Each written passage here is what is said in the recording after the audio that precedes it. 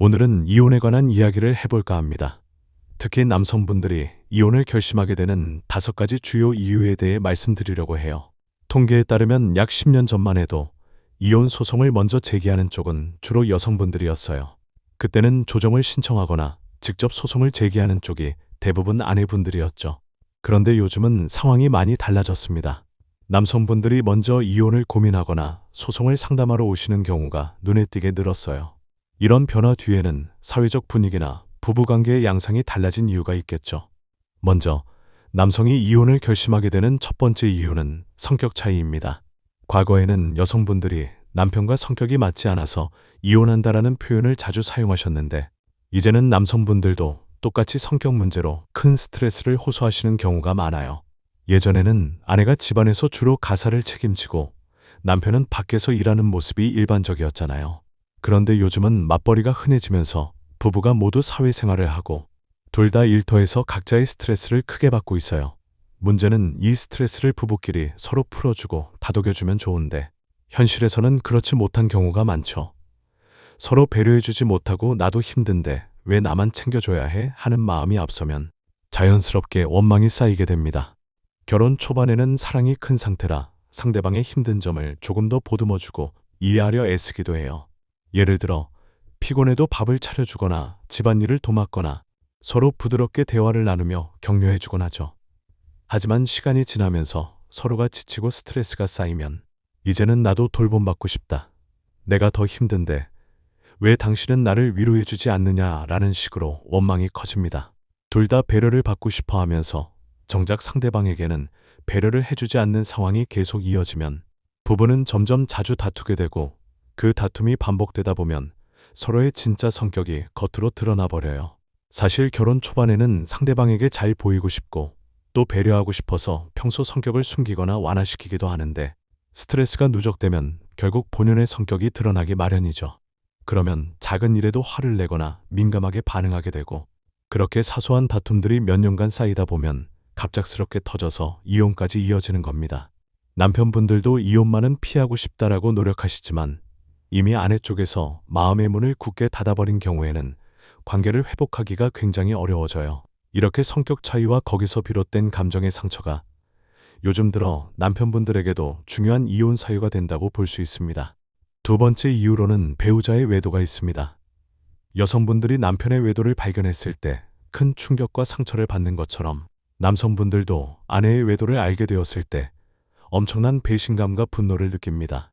과거에도 남편이 아내의 외도 사실을 알고도 자녀를 위해 참고 지낸 경우는 있었지만 요즘에는 조금 다르게 전개되는 일도 많아요. 남편이 직접 아내의 외도 상대를 찾아가 관계를 정리하라고 요구해보기도 하지만 이미 아내가 마음이 완전히 떠나버린 경우에는 이혼을 선택할 수밖에 없다고 하시는 분들도 적지 않습니다. 특히 어떤 남편분들은 아내 마음이 언제 이렇게 멀어졌는지 전혀 몰랐다라며 충격을 받기도 하죠. 사실 과거엔 여성이 남편 외도를 어느 정도 참아주는 경우가 많았지만 남성분들은 아내의 외도를 용서하기가 상대적으로 어려운 듯 보여요. 이건 통계적으로도 많이 드러나고 실제 상담을 해보면 아내의 외도를 확인하신 남성분들은 대개 빠르게 이혼을 결심하시거나 극단적인 방법으로 해결하려고 하시더라고요. 그만큼 여성의 외도로 인한 남성의 상처도 매우 크다고 할 수 있습니다. 세 번째 이유는 처가 갈등입니다. 예전에는 주로 시댁 갈등이 결혼 생활의 큰 문제라고 여겨졌는데 요즘은 처가와의 갈등이 의외로 크게 나타나는 사례가 많아요. 물론 시어머니나 시아버지와의 갈등이 완전히 없어진 건 아니지만 젊은 부부들 사이에서는 장인, 장모님의 간섭이나 거친 언행이 커다란 문제로 번지곤 합니다. 예전에는 아내가 남편의 경제력에 의존해 살아가는 경우가 많았지만 지금은 아내 역시 맞벌이로 일하고 자녀를 함께 키우며 자기 몫을 훌륭히 해내고 있잖아요.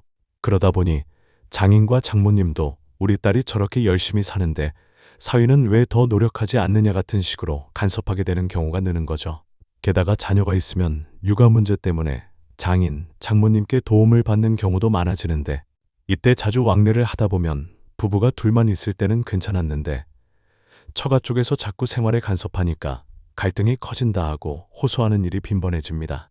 이렇게 처가 갈등이 반복되면 남편 입장에서는 나는 내 아내와 잘 살아보려고 하는데 장인, 장모님 때문에 가정이 파탄나는 것 같다라는 생각을 하기도 해요. 실제로 상담을 진행하다 보면 처가 쪽에서 사위의 부족한 경제력을 심하게 지적하거나 사회적 지위가 낮다고 무시하는 언행을 하거나 심지어는 감정적으로 폭언이나 폭행까지 이어지는 경우도 있습니다. 그러면 남편이 더 이상 참지 못하고 내가 왜 이런 대우를 받으면서 살아야 하나 하고 이혼을 결심하게 되는 거죠. 요즘 세대는 예전처럼 무조건 참고 지내지 않고 갈등이 심하다 싶으면 곧바로 해결책을 모색하려고 합니다.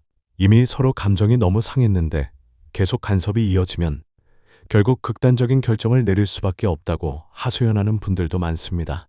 네 번째 이유는 자녀 문제입니다. 의외로 많은 남편분들이 자녀에게 엄마는 꼭 필요한 존재다라는 생각을 강하게 가지고 계세요. 물론 여성분들도 아이에게 아빠가 중요하다는 생각을 하시지만 남성분들도 자녀에 대한 기대와 애정이 상당하다는 뜻입니다. 그런데 아내가 전혀 자녀에게 신경을 쓰지 않거나 기본적인 밥이나 반찬을 챙겨주지 않는 등 엄마로서 해야 할 역할을 하지 않는 모습을 보이면 실망감을 크게 느끼고 이혼을 고민하기도 하죠. 집안이 너무 지저분해서 아이가 위생적인 문제에 노출되거나 아이의 등하교나 교육이 전혀 케어가 안 되는 상황이 반복되면 남편은 이건 엄마로서의 책임을 다하지 않는 것이라 생각하고 더 이상 같이 살기 어렵다고 느끼게 됩니다. 요즘 남성분들은 육아와 가사에서 예전보다 훨씬 더 적극적이고 함께 자녀를 잘 키우고 싶어 한다는 공통점이 있어요. 그래서 아내가 아이를 돌보는 일에 관심이 적거나 우리 아이에게는 엄마가 필요한데 왜 엄마가 역할을 안 해주지? 라고 느끼면 그 부분에서 큰 충격을 받습니다. 어떤 분은 자녀 양육 문제만 잘 해결되면 다른 건 어떻게든 해볼 수 있다라고까지 말하시는데 정작 아내 쪽에서 계속 소홀하다 싶으면 결국 이혼을 생각하시더라고요. 그렇게 남편 쪽에서 자녀 문제로 극심한 스트레스를 받다 보면 그냥 아이와 둘이 지내는 게 차라리 낫겠다 싶은 극단적 결정을 하기도 합니다. 마지막 다섯 번째 이유는 섹스리스, 즉 부부관계를 장기간 하지 않는 문제입니다.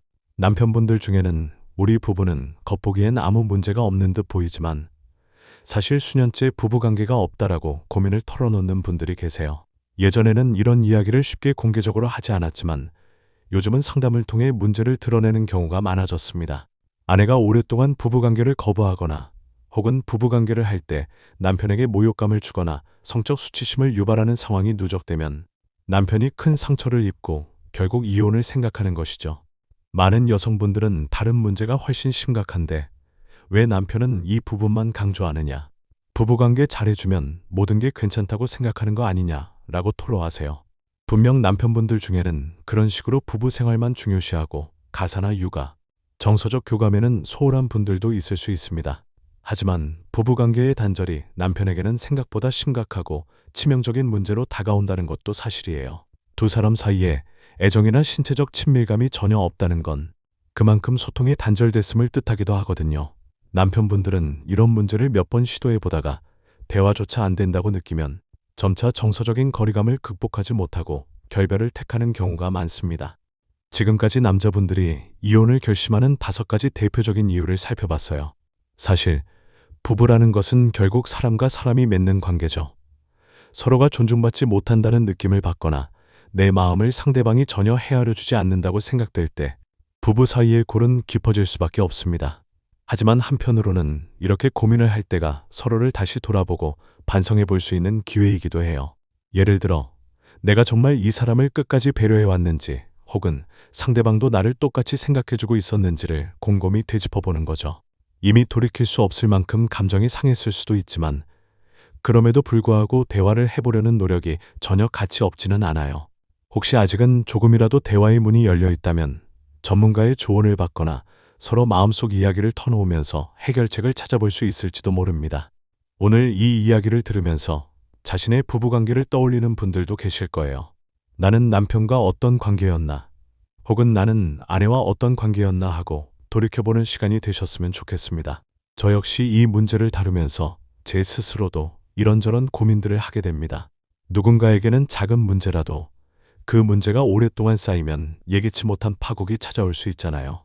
그러니 미리 서로의 생각을 터놓고 혹시 마음에 쌓인 응어리가 있으면 솔직하게 꺼내놓으시는 게 좋습니다. 때로는 큰 용기가 필요하겠지만 그래도 부부가 함께 풀어가려고 애쓴다면 어느 정도는 해결의 실마리를 찾을 수 있지 않을까요? 오늘의 이야기는 여기까지입니다. 끝까지 시청해주신 여러분 진심으로 감사합니다.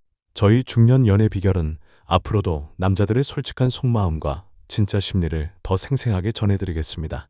구독과 좋아요로 꾸준한 응원 부탁드립니다. 감사합니다.